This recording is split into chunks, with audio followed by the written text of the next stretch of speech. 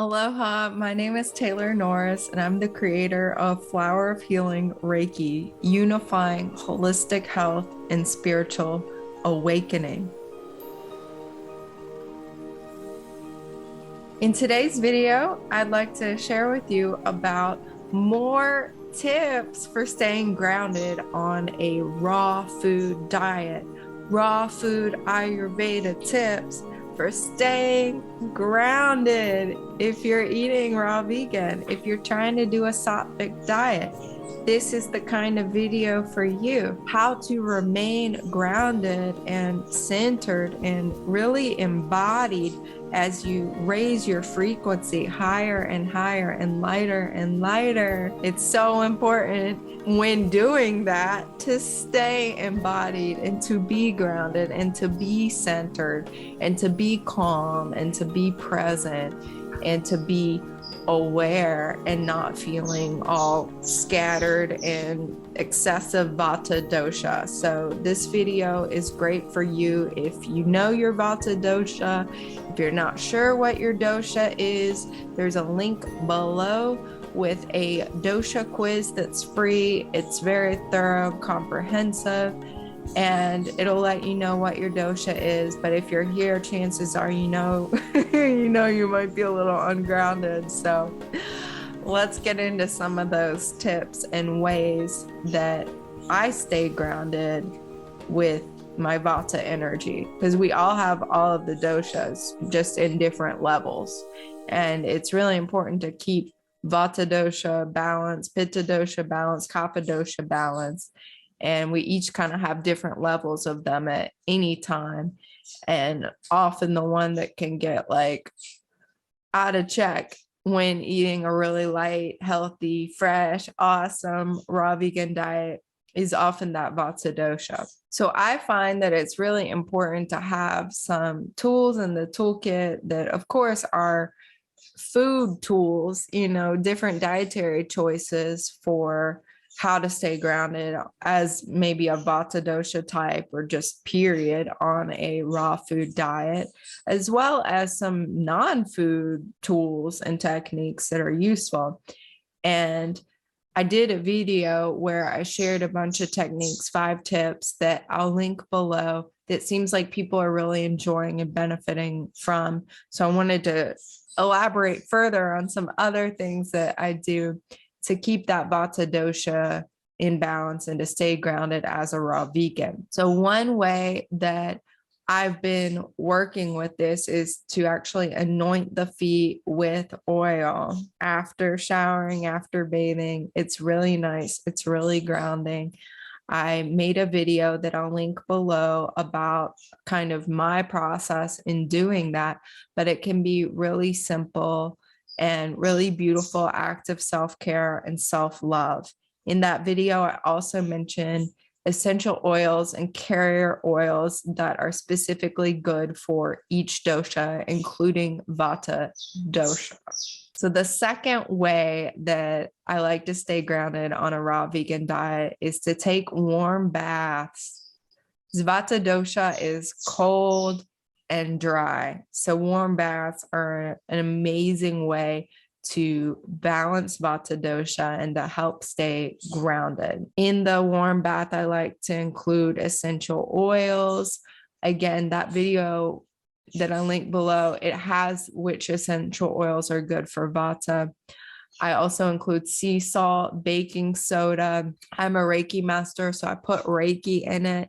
I put a specific Reiki symbol into the water, and I'll actually physically draw it into the water and say the name of the symbol as I'm putting it in the water. So it's literally this like amazing, beautiful Reiki infused, essential oil infused, love infused, cleansing detox, amazing bath that is very revitalizing and refreshing and recharging and balancing and grounding. So give that one a try if you like baths or you have access to a bathtub. Another non-food way to stay grounded as a raw vegan is to use the ancient art of feng shui. These were the next couple tips are tips from my friend who is experienced in Reiki as well as feng shui. And she was helping me during a time where I was very, very, very ungrounded. And these changes, I noticed immediate results. So, what to do? Put large crystals or heavy stones or rocks in the four corners of your home. If you own a home or rent a home, and if you don't have an entire home space, you can just do it in your room and it will work really well. It will physically ground the energy, your energy, especially as you know, and you have that intention. I'm putting that crystal or that rock there to help me be grounded in my home, to be grounded and balanced in my home. And doing that everywhere that you place the rocks, the stones, or the crystals, whatever you have that's nice and heavy and will symbolize that for you. Then another thing you can do is place heavy rocks, stones, crystals in the very center of your home. Something heavy and beautiful. If you don't have a bunch of rocks and stones and crystals like me, you can put some other heavy, like nice centerpiece that has some weight and will symbolize that sense of grounding and abundance and good energy to you. Another example of a centerpiece you can use is a big bowl of oranges or citrus or fruit. Something like that can be wonderful. Some flowers, maybe flowers with like stones at the bottom of the vase. This is very nice as well. What I have is kind of a feng shui craft I did. I made this like treasure chest golden box and I put a lot of crystals in there, and that is sitting at the center of my home. But the center of your home or the center of your room, it is representative of your center. So it's great to have something very grounded and beautiful there, something that means that to you in the center of your space, whether it's your home or your bedroom. And again, I did this and I immediately felt better. You can even use this tip, both of those tips, for like the corners of your desk, corners of tables, having something at the center and having the four corners there with different objects that have that weight and will help you feel more grounded. Another tip for staying more grounded is to do child pose on the floor or even on your bed. I will often do this at night if I'm wired. If, for example, it's a full moon or we're having crazy transits like we are right now, Mars and Uranus and the north node of the moon all coming together in Taurus. If you're Aquarius rising, if you have a lot of Aquarian energy or a lot of air energy in your natal chart, if you're aware of that, child pose and imagining you're on the earth, just directly on the earth. I mean, you can just visualize being in child pose and your head is, you're on the earth, you're making that contact directly on the earth with the grass or whatever kind of scene you want to imagine. This is really helpful for grounding the energy. Another way I like to stay grounded is using Reiki for grounding. So receiving a Reiki session with the intention of, I need to ground my energy. I intend to ground my energy. There are specific tools, techniques, and symbols that can be used for this purpose. And it really, really helps a lot. If you have Reiki attunements, Reiki training, I really recommend giving Reiki to your feet. It's wonderfully grounding. At any time you're feeling ungrounded, I feel my feet buzzing when I'm talking about this. They're like, yeah, we love Reiki. But you can even do right hand to left foot, left hand to right foot, and giving Reiki to your feet. And this is absolutely wonderfully grounding and centering and balancing.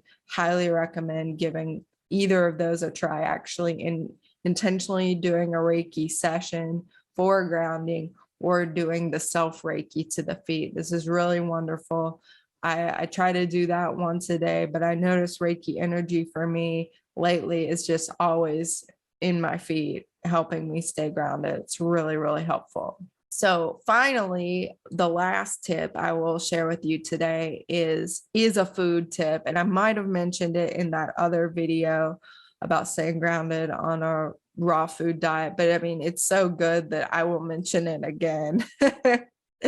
It is a food tip. So actually having warm soups for dinner, you can make warm raw vegan soups in a high-speed blender. You can even make them if you don't have a high-speed blender and briefly soak, whatever vegetables you're using in that soup in some really hot water and then straining it out and blending them in a blender. You can even reserve some of that hot water you soak them in and to make a soup like that. But having this warm, smooth, nourishing, hydrating bowl of soup instead of like this massive salad that requires so much chewing and hard digestion and is cold, which is very Vata aggravating, actually having a raw soup for dinner or another warm dish, maybe something dehydrated or warmed. Or I like to make, right now, my two favorites are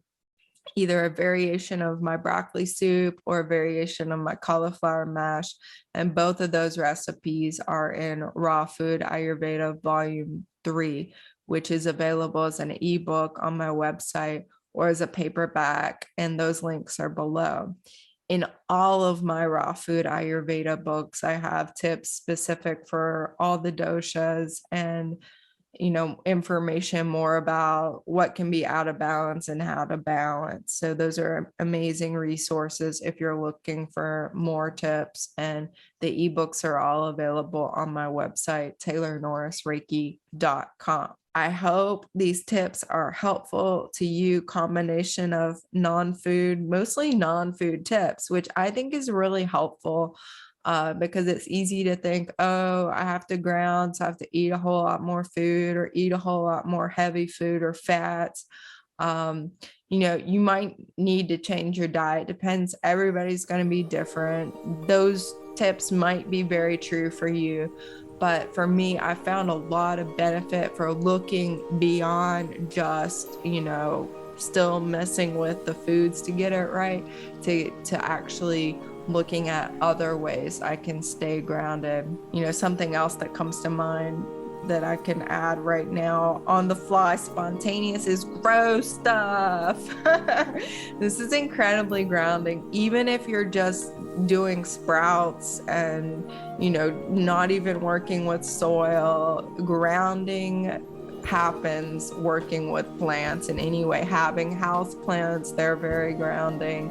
And having sprouts, microgreens, growing anything inside, outside, in a garden, working with the earth, doing any type of yard work is very grounding, as well as cleaning your physical space. This is very grounding as well. So give these a shot. If you want to, give these a try. Let me know in the comments, how do you stay grounded? Which tip are you going to try? What happens? I would love to connect more with you in the comments, as well as on my website, where I'm offering amazing Reiki offerings, unifying and really embracing and enhancing holistic health and spiritual awakening. Much love to you. Thank you so much for being here. Thank you for watching. I appreciate you. I'm grateful for you. Aho, amen, namaste, and so it is. Mahalo.